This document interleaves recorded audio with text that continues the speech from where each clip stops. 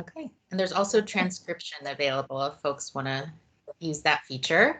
Welcome everyone. My name is Allison Cardona. I'm Deputy Director for LA County Animal Care and Control, and I have the great privilege of overseeing the volunteer program.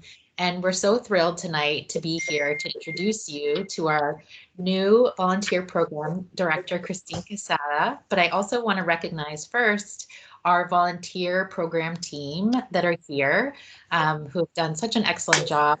And many of you know them very well.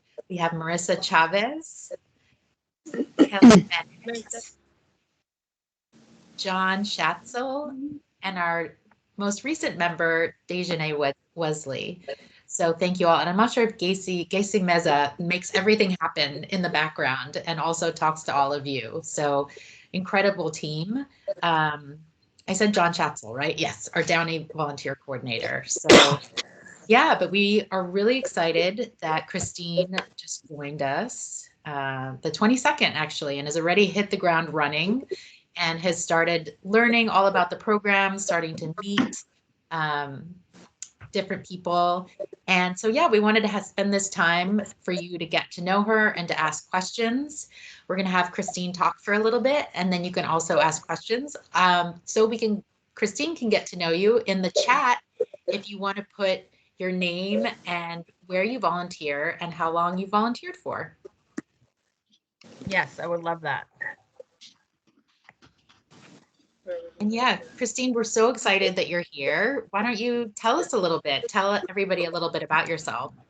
Yeah, of course. Thank you for having me. Thanks for coming to this, guys. I really appreciate it so much. I'm hoping that I'll get to meet all of you in person very soon. But yeah, just a little bit about me. So as Allison said, I started November 22nd. And before that, I was at Best Friends Animal Society. I was with them for about 8 years or so.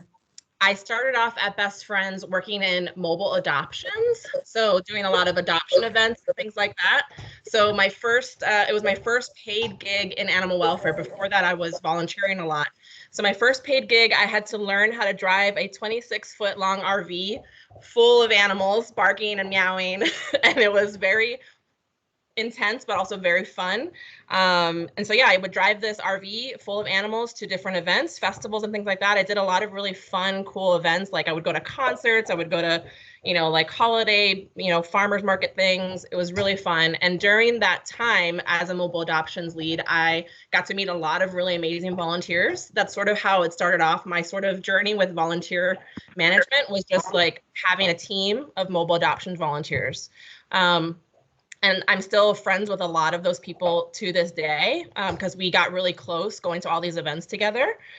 But after a year doing mobile adoptions, I saw an opportunity to work in the volunteer department, and I jumped on that because, like I said, I loved working with volunteers. And then also understanding that the volunteer program has its hands in all different areas, I was like, this is going to be a really great opportunity for me to learn a lot about animal welfare, right? Because we had at Best Friends, we had volunteers, and you guys do too, and like the clinic, in behavior, in all these different areas. And I was like, I want to learn more than just adoptions. I want to learn all of it, right?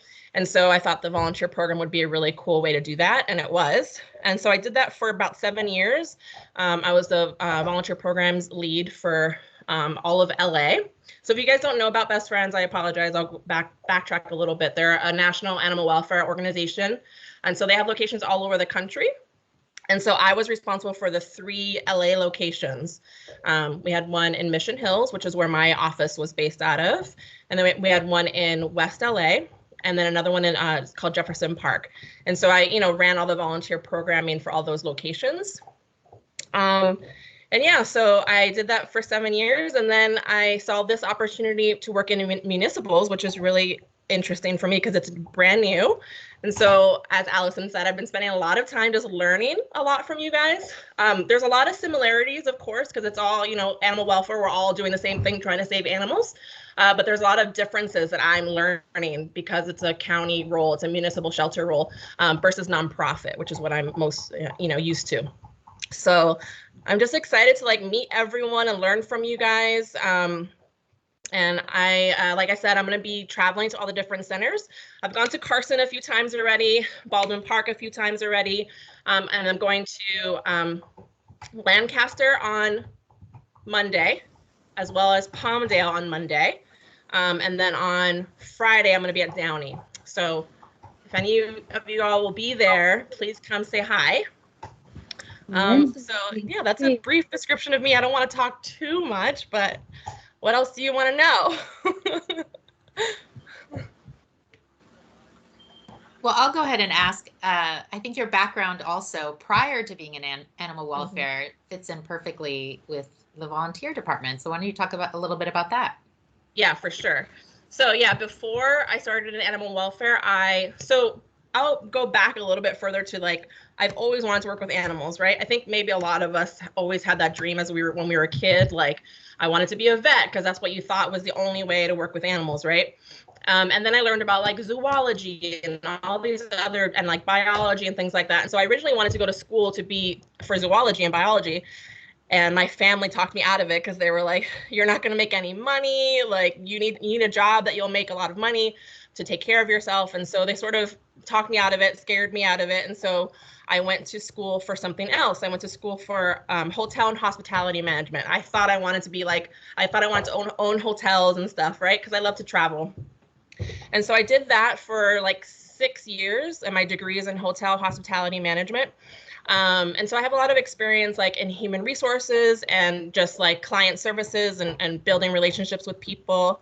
Um, and then I moved from hotel management over to finance for a little bit, which was like completely, it feels like a little weird blip in my career because like I don't really have any desire to work in finance, but I did it for a little bit because so my plan, I had a long-term plan.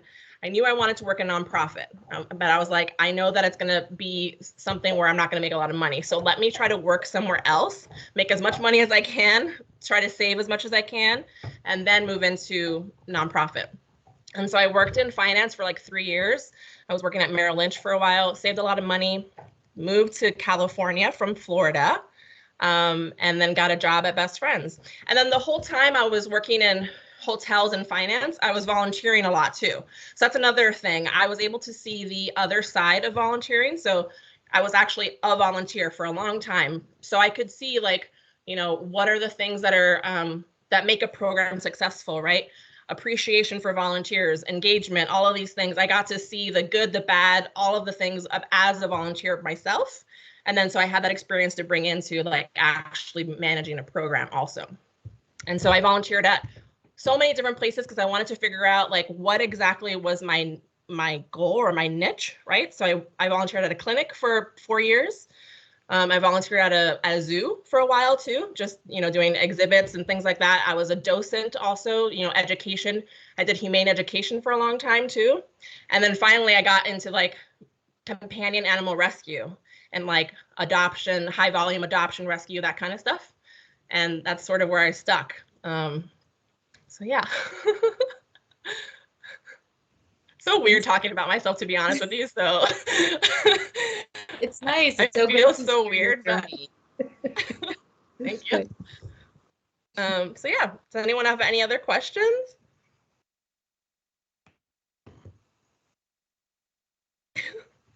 Does anyone have any like any similarities with me? Like I was talking to Ash, a volunteer the other day, and she was like, I used to work in hotels also. And we sort of talked about our hotel horror stories for a little bit, which was nice.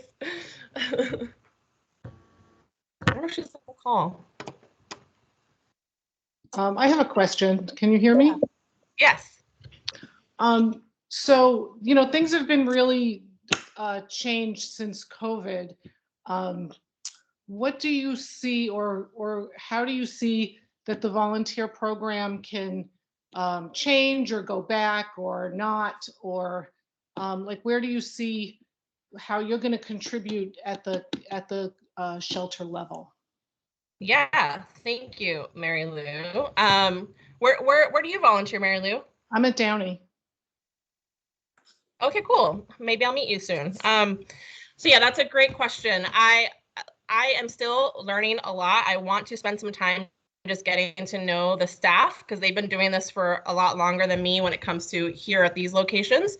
And so I want to learn from them what's been working, what can have some improvements. But I know I've gotten some feedback about, wanting to recruit more volunteers. So everyone's really excited about recruitment. And so we're working on a plan for that. And, maybe with COVID, looking at making things a little bit more virtual and digital is also an idea that we're looking into. And so right now, my plan is to, like I said, meet with everyone first. I still haven't had a chance to meet with Marissa in person or John in person. And I just want to get all of the, background about each location, right? And what everyone's looking for. And then we're going to do a strategy plan with all the coordinators and myself and just come up with a plan on recruitment and then a plan on fostering, because that's also really important. So yeah, I think to answer your question right now, I'm not entirely sure what's going to be changed, but I do know that there's a lot of ideas in my head and a lot of passion with the team about making the program, the best it could be. Yeah, one of the things that I think is like fun about volunteering is when you can meet people and do things together and have more than one person or two people at a time at the shelter. And right now, that seems to be sort of standard at Downey. I don't know if that's true elsewhere, that you could have only a few people. And so if that's going to change, that would be something that I would really like to. Before COVID, we were going, there was a big group of us that were going twice a month with volunteer photographers, and we were doing better pictures that were going on the website, and they were getting networked. And obviously, that had to be stopped at COVID. But one of the things that was great about that was a big group, and you were committed. When there's other people depending on you, then you made a point to be there. And one of the things that I've found since the volunteers were allowed back was that when it's just me going, I can find lots of reasons to not go, and then I just would like to have or to know that there's going to be an opportunity for us to build it and maybe do some of these things that we used to do. So that's where I'm thinking. And so that's a great point. Like building a community. No, that's a great point, because I'm the same way, right? Like when you have people that are counting on you and holding you accountable, and like you have a community of people that you have a relationship with, it makes it, first of all, it makes it a nicer experience, right? You're not the only one doing that thing, and like you're not feeling burnt out because you're the only one. And so yes, I agree that it's the goal would be to have a community of volunteers and staff working together, right? So we just have to figure out the logistics of that when it comes to COVID. But I do know, like I said, everyone's on board with recruitment starting up again very soon. And so we'll definitely be looking at that and get more volunteers shortly, hopefully. Okay. Yeah, I also wanted to comment, Christine, I think a great expertise that you bring to the role is that you were on Best Friends Diversity, Equity, and Inclusion Committee, and you've already been recruited to the county's Anti-Racism Committee, and just looking at diversity, equity, and inclusion in our volunteer program as well. Yeah, yes, thank you. For before I left Best Friends, I was on a council. So we had different councils around diversity, equity, and inclusion. And I was on the education council, and basically our role was to provide educational opportunities for staff and volunteers around being more inclusive and learning about other cultures and things like that. But then also I was involved a little bit with the recruitment council. And so we worked a lot on, making a website that was all in Spanish, and like making an Instagram that was all in Spanish. And right before I left, I was working on doing some trainings for volunteers that were in Spanish. So I was able to get a few staff members that speak Spanish to come work with me to create these trainings so that we can sort of open our pool, because at Mission Hills, there's a lot of Spanish speaking people that live there, and we weren't sort of grabbing them as volunteers because we didn't have any Spanish recruitment processes.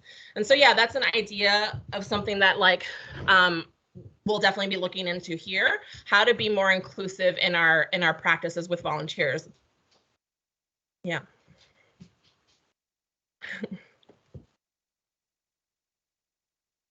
And Any other folks, I'm questions? sorry, I was Oh, just, Molly has a question. oh, good. I was just going to say that I was just muting folks, just if there was background noise, but you can always unmute or type in the chat. Yeah, so Molly, go ahead. Yeah, hi, Molly from Carson. Just wanted to say we're really happy to have you. That's great. That's such a nice thing that you're doing.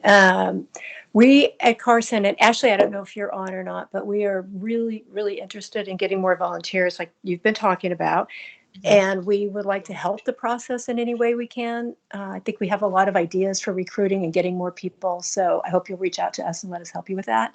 We know there's not, you don't have a ton of people, ton of resources to help you. So we're there. We want to help. Yes. Thank you, Molly. We're I desperate, appreciate that. desperate, and we want them. Yes. Thank you, Molly. Yes. I really appreciate that. Thank you, Molly. And I agree. I did meet Ashley yesterday at an event, so that was really nice. And we did talk about this a little bit. Okay. So Okay. I'm totally on board. And I really appreciate you all wanting to do that.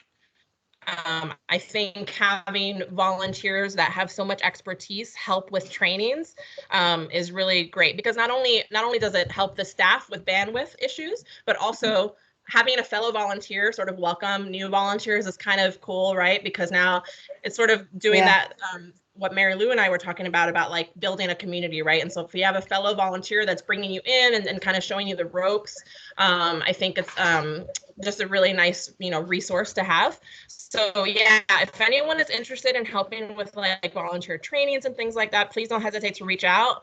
We haven't sort of created anything yet, but it hopefully very, very soon.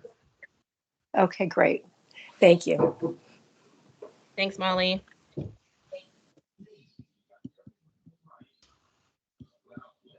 And if the volunteer coordinators want to jump in at all with any of these questions, please feel free. You guys know way more than I do, so don't hesitate. Okay, you're doing great. Molly. Thank you. Thanks. Molly, I think that was Marissa. appreciate Thank you. So thank you. Who was that? I'm sorry. It's Kelly. I just wanted to say I appreciate you, and I know your offer's there, and I'm very excited about it. So thank you very much. Thank you.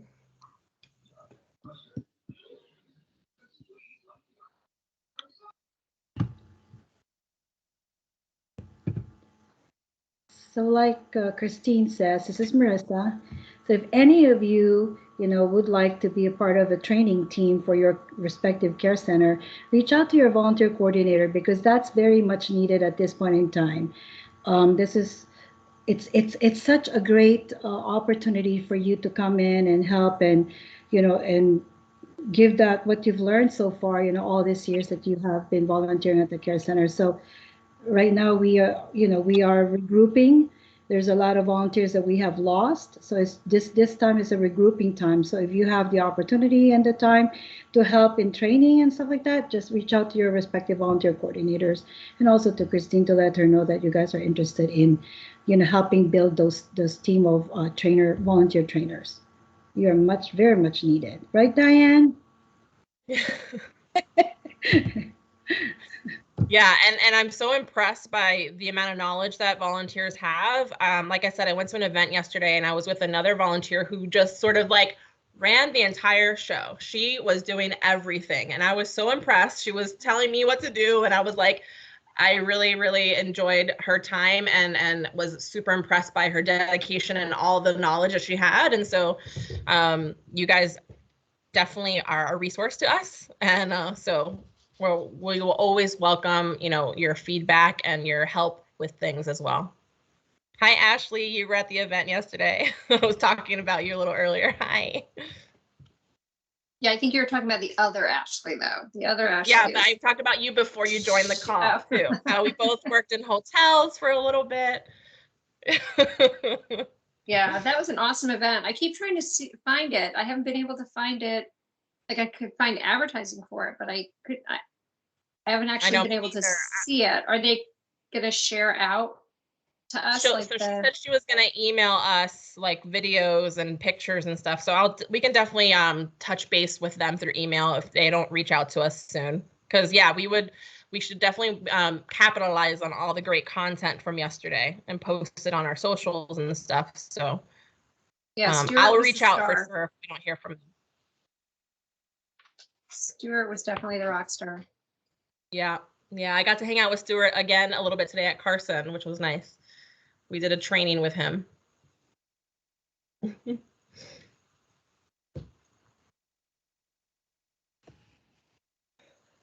Any other questions about, the program, what you want to see with the volunteer program moving forward, or any questions about for the coordinators that are on the call today?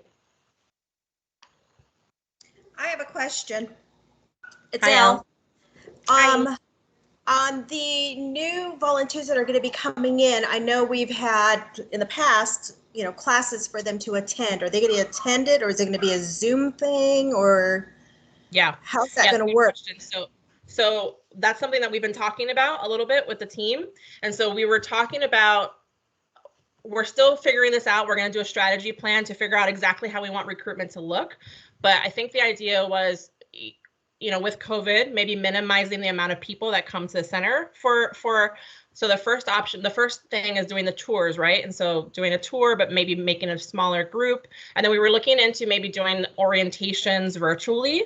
And then having them come in for training, but again, smaller groups for training. So all of this is stuff that we're talking about, and we're going to try to implement, very soon, like in the beginning, early next year, hopefully, is when we want to start recruiting again.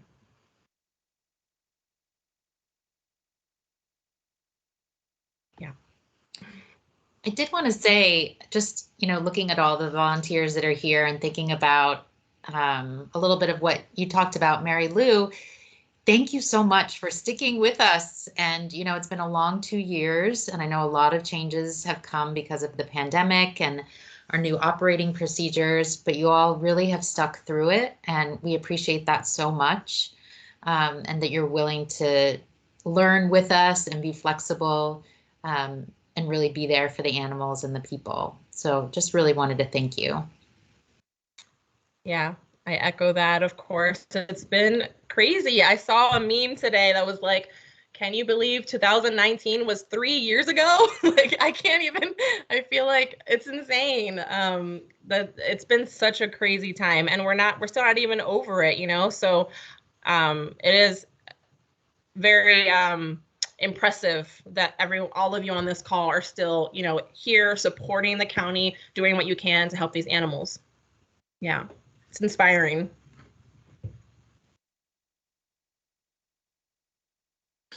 Well, I'm staying connected, but I think I've been at the shelter maybe 3 or 4 times since COVID. Mostly what I'm doing is bringing newspapers for the cat rooms. That's sort of has been the biggest part of my contribution the last couple of years. But like I said, it's just easier to keep it part of your routine when you have other people depending on you. And so Yeah, I just would really like something to, that, well, once there's more volunteers and activities that happen, maybe it'll be a little bit like it used to be. okay. Yeah. Or as much as it can. Or better. I agree with Mary Lou. It was a lot easier when there were a couple, you had a buddy system, and you can go in and work with your buddy, and it was a lot of fun that way. Now you have a certain time allotted, and it's just different. Okay. Good to know. I'm still learning. I'm not super familiar with this buddy system or anything, but good to know. Okay. Not really a buddy so much as a friend. Okay. You go in with your friend, and so you're doing things together, and then maybe you go have lunch, or if you're grooming, you can, it's just doing something with other volunteers just makes it an experience that you feel really connected to, you're really responsible to. When you have to sign up and go for these 3 hours or whatever alone, then it's just easy to find excuses to not go, is what I'm saying. So I also volunteer with a cat rescue, and we have scheduled shifts and tasks we have to complete, and it makes it, like I said, people are depending on you, and when you don't go, you have to call in and stuff like that. So I've always done both, and it was just like I said, I don't want to say it a third time, but Okay. Yeah. You're at Downey, you said? Okay, cool. Yeah, I'm gonna definitely I'll learn a lot more about Downey when I hang out with John next week. Shar, did you have a question? Or Molly? I do. I'm just wondering, do you have like goals for number of volunteers you're trying to get? I look at the staffing and the shelters and kind of what people do there, and there's really not a lot of people paying attention to the dogs other than feeding them and maybe medicine and taking them back and forth to the clinic. So all their walking and their interaction and everything that happens with them is through volunteers. So are you trying to get a certain amount so the dogs get out? We went through all this fear-free training about dogs getting out and being socialized and just how we interact with them, whether it's not banging doors or doing, whatever. Is there a certain number that you guys have figured out that really is it, so many per animal or some metrics that we're following? I have not done that math yet or that data yet. I think we'd have to go through and look at like the number of dogs that are there, what their length of stay is, how many walks we want them to do a day, and then how many volunteers equates to that many walks. So there's a little bit of investigation that I have to do before I can come up with a number. But yeah, that's a great question for sure, to have like a goal in mind for sure. I think right now the goal in mind is just like a lot, like as many as we can, but yeah, we'll definitely get a little bit more clear once we have a strategy plan. Okay, good. Yeah, you can't see me because I just got out of the shower, but I'm waving my hands and saying, yes, you're right, and we need a lot. Because we need the dogs to get out. They're just better animals, and they're better, more adoptable. They're just, everything if they get interaction. So thank you. Yeah, and another thing too that I'm sure you guys have thought of before, but like tell your friends and your family if they want to come volunteer. Like you guys are also can help us with that networking piece of recruiting volunteers, especially if you know people who are really good dog handlers and things like that. I met someone who is a dog trainer, and so I was like, that's amazing, and I'm going to try to talk to her a little bit more about like, can we get an in with a dog training group or something to come in? So if you guys think about if you have any resources like that of people in your life that maybe would want to come volunteer for a little bit that have these skills that we're looking for. Can I jump in on that really quickly? So I definitely would love to, to encourage more people to volunteer. As a matter of fact, I got a text from a woman just a little bit ago. She dropped by a bunch of stuff at my house, a donation for Carson that I'll bring in on Saturday. And she really wants to volunteer. The fear-free training it takes a long time to do. So so I don't know if you all have rethought that at all. I thought it was very beneficial and really interesting. I've honestly been a little bit frustrated because it did take me a pretty big chunk of time, and I don't see it really being implemented. I would love it to be implemented, but it might be a bit of a barrier. Like, for example, my daughter, who was a volunteer at Carson, will be home from college in a couple of weeks. She would love to come back and volunteer, but I know there's no way she's going to have time to like do the fear-free training just so she can come back and volunteer for 4 or 5 days. So I guess is there some flexibility on that, especially since it's not being implemented yet? Would you all be open to not doing the fear-free training or doing something abbreviated until it's actually being implemented at the shelters? Yeah, I'll just say that I am doing the fear-free training right now, and it is a lot.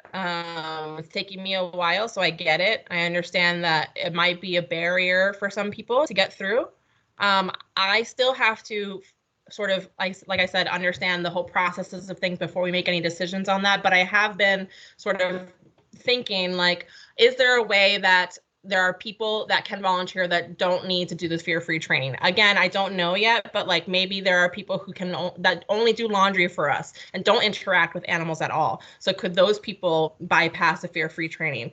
Again, I have to talk to all of my team and figure out the best plan for that, but I have been thinking about that a little bit. Like, this does take a long time. Is there anything creative we can do to get people to volunteer for us, maybe that are not handling animals? Or maybe we can, I don't know, maybe we can abbreviate the training. I don't know what the requirements are for the county. So maybe Allison can jump in on that.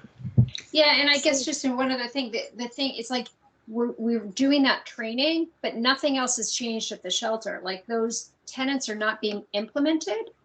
So if they were being implemented, I would feel totally okay about having spent 5 hours on that training. But I mean, again, I learned a lot, and so anyhow, that's the problem more than anything, is like, we're making people do a training, like they commit to it, they spend 5 hours on it, and then they get there and they're like, does not look like the training I just took. Yeah. Yeah, I can jump in on that. I think just like with many things, it's an evolution. This past year, we asked all of our staff to take the fear-free training, so it's relatively new for us. But when we saw it, we knew that this is the direction we wanted to go. So it is sort of a seed change, and that's why we're also asking volunteers to sign up for that. In the past, volunteers had to go watch different videos. They were kind of outdated. So this is definitely more current. I don't want to catch you off guard, but we do have our behavior manager, Kevin Reese, who's on as well. And I don't know if you want to say anything, Kevin, because definitely my ears perk up when I hear, oh, these things aren't being implemented, because it's definitely something that as an organization, we want to approach. Even thinking about, I mean, I learned so much from the training. But closing doors softer, the way that you carry the cats and not having them even where you put them, if it's down on the ground or up on the table. But it's definitely a process for us, and it's not something that changes overnight, but it's our goal. Sorry, Kevin, I saw you unmuted. Go ahead. Yes, ma'am. No, it is something that does take a little bit of time to implement, but it also is very beneficial, not just in how we interact with the animals, but also in the behavior of the animals and learning and understanding the body language of the animals before we interact with them. A majority of what we should be taking from that training is also what the animal is telling us in order to safely interact with it or recommend things to do with it for its enrichment or for its care in the care center, and how to properly handle it safely. We currently do implement the fear-free training with our volunteer playgroup runners. They get an additional hands-on portion of it with us before they run for playgroup, as well as another practical little classroom portion, a refresher of what's taught in the course. I believe it's like 16 or 18 hours to complete the course, and we take certain excerpts from it, especially dealing with body language and how to handle the animals in order to reinforce that before interacting with some of the more fearful animals.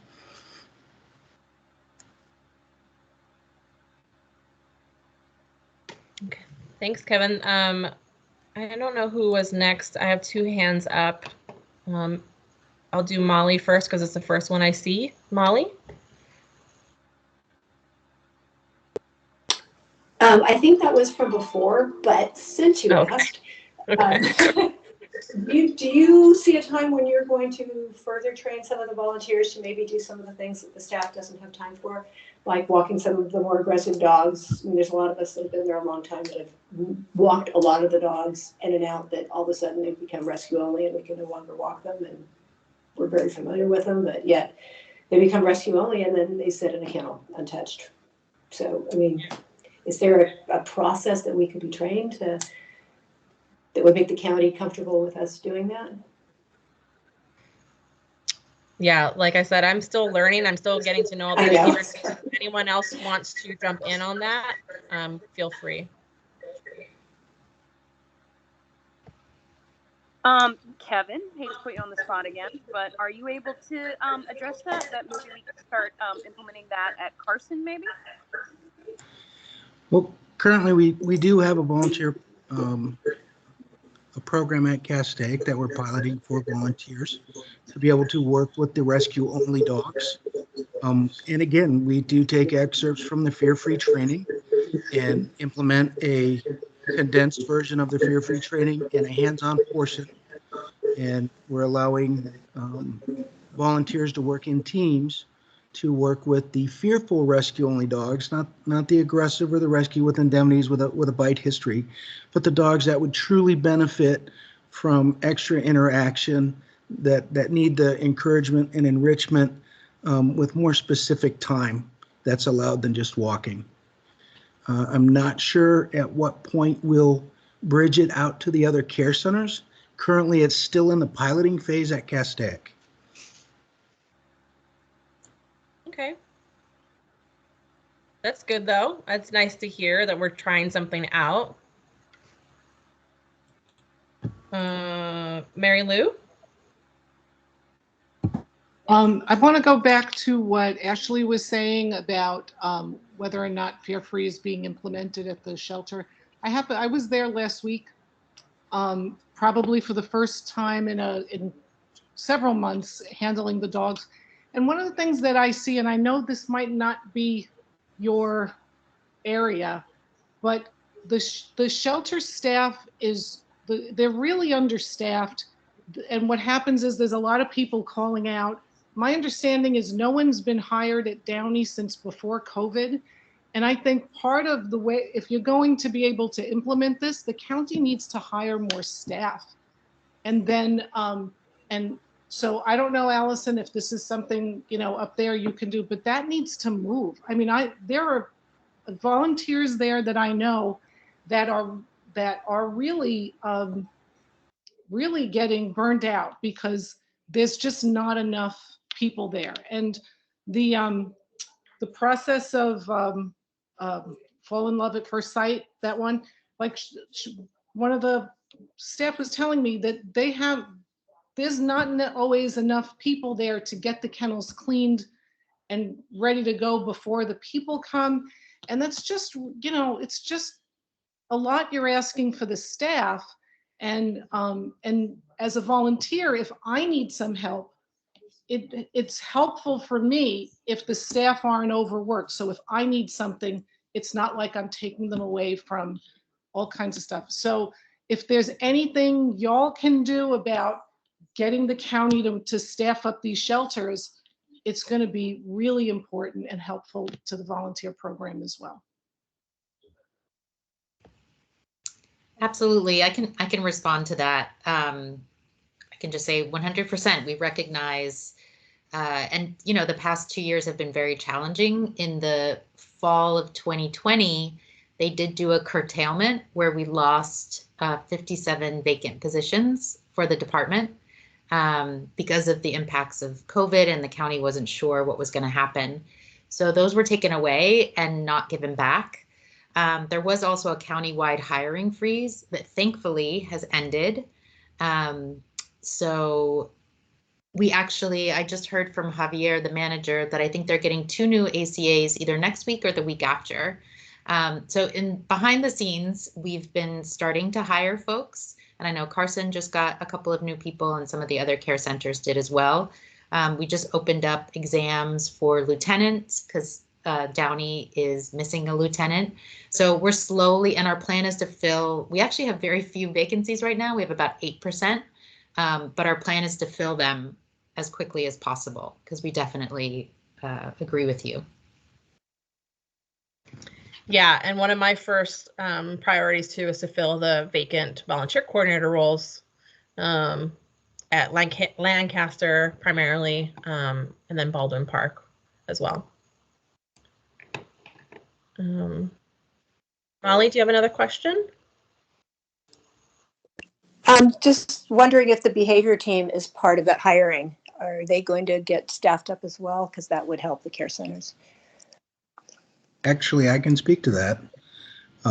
Yes, we are. I actually do have a new individual that'll be starting the end of December for North County BET. Nice. Great, thank you. They also just got Craig, right, from Agora, I heard. Yes, ma'am. We did do an internal transfer of Craig to the North County BET. He started on Monday. Nice.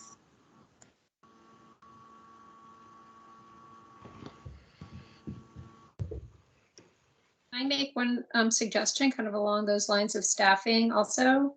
To the extent there are certain times when you all think, I'm just basically speaking for Carson at least, that there are times when you're going to be shorter staffed, or there are times when, when like I would urge the staff to lean on the more experienced volunteers and even think about like, what are some of the things I would love for the volunteers to do when they come in. It's always the very first thing I say when I come into the office, except for, can somebody give me keys? My next comment is, what can I do to help?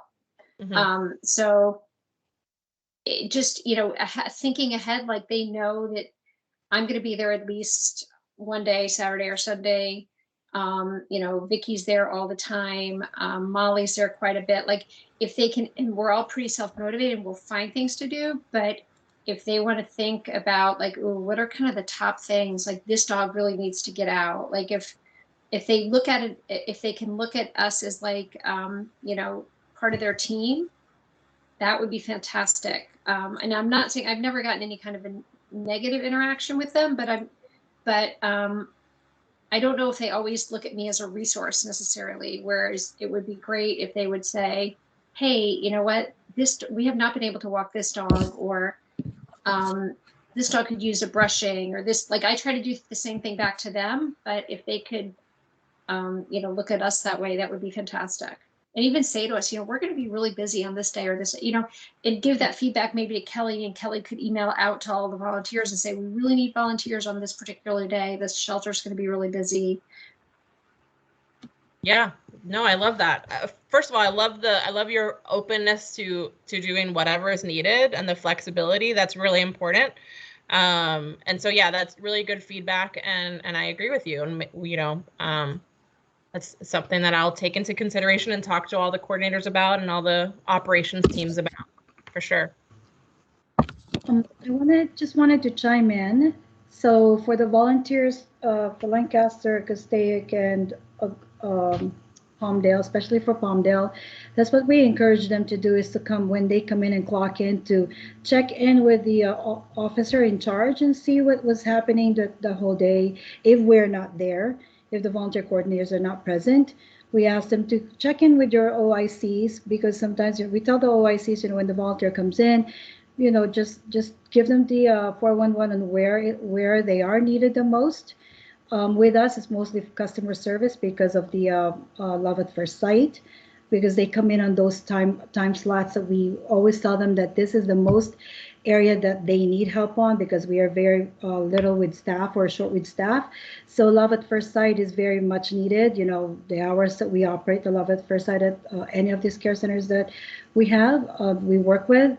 And also check with, cattery. Sometimes there's some, well, with us it's not much cats, at Palmdale, but cattery is very important, so, and also to walk the dogs. If they're in between, there's nothing else to do, or there's not much to do, because sometimes when they walk in, the volunteers walk in, the major areas are already done. Spot checking is it's very important to us too as well. So we always tell them to check it with the OICs or the lead of these ACAs. We have leads for ACAs, during certain hours of the day or a certain time. So maybe those are the things that you could also do when you come into the care center to work. Yeah, that Love at First Sight program is fantastic. It's the priority is to get these guys out, right? Get them adopted. So if we can get volunteers to help us with that, it's like really huge.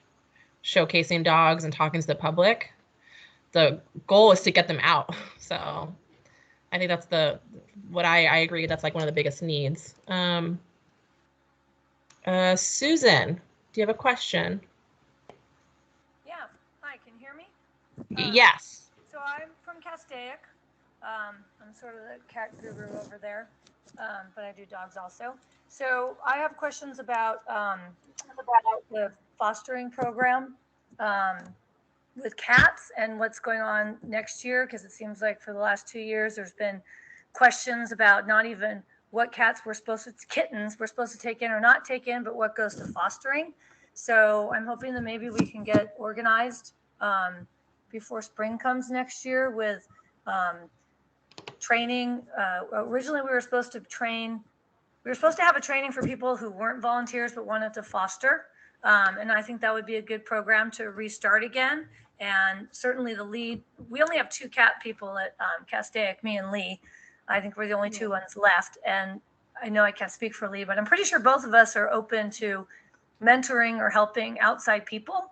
And I wanted to find out also if maybe there might be a way to coordinate the fostering with kittens that sometimes, like at Castaic, we might not have kittens that need fostering, but maybe Baldwin or Lancaster or somebody else has kittens that need to go and foster, that perhaps we could set up a foster base where the shelters could use fosters from any of the shelters if necessary to help us so that we can get more of these cats into foster. So sort of my thoughts and questions on that.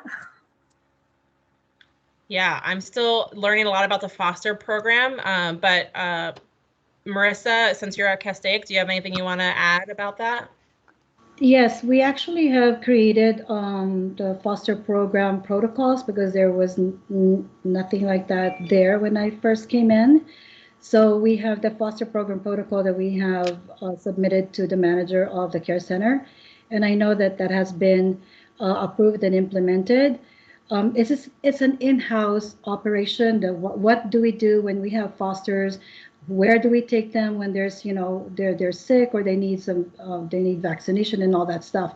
But when the recruitment, with the recruitment, we have kind of like some challenges because some people would say they would like to foster, but then, when we start, talking to them and calling them in, we have animals that need fostering, then there's where the disconnect happens. So I do have plans. I already told Donna, I know it's in this call.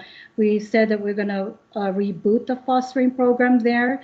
We have to send out some information to those who are interested in fostering.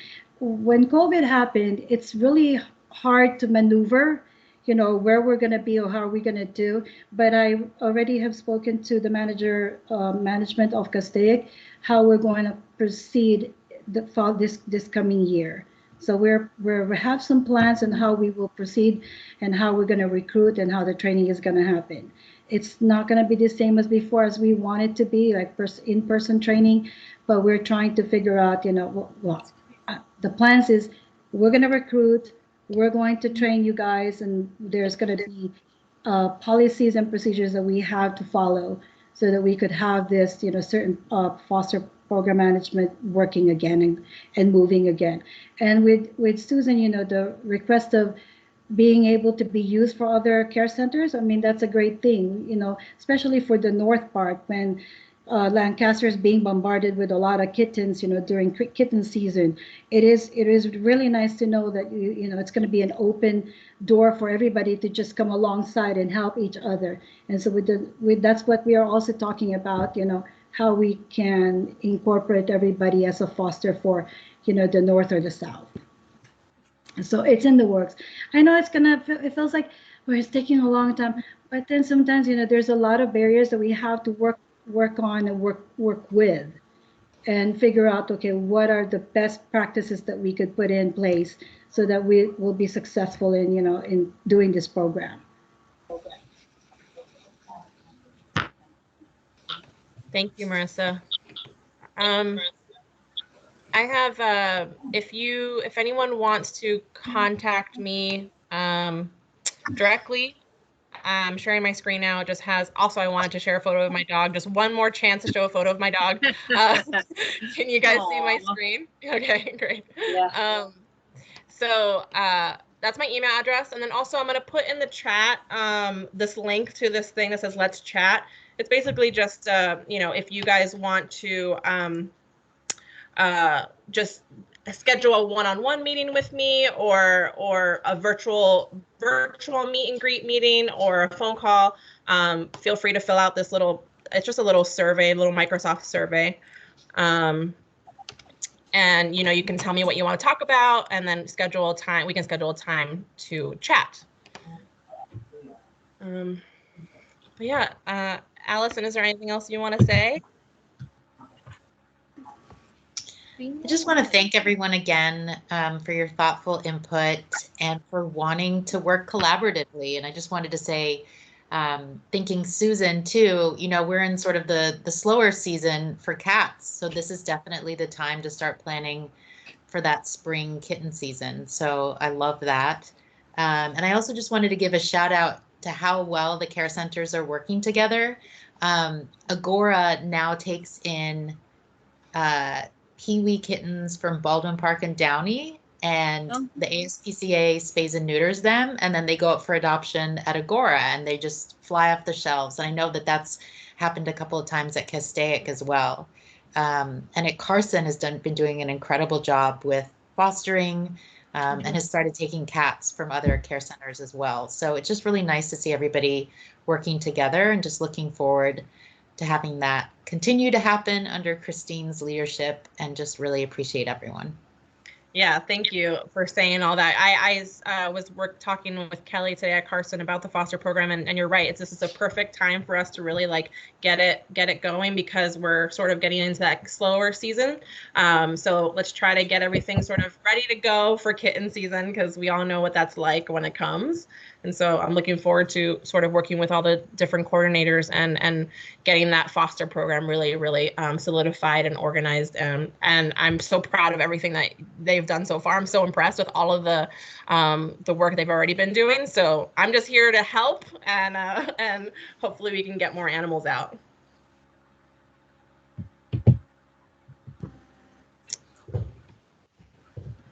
All right, well, I think that's it, but thank you so much, everyone, for being here. This was so cool to meet all of you.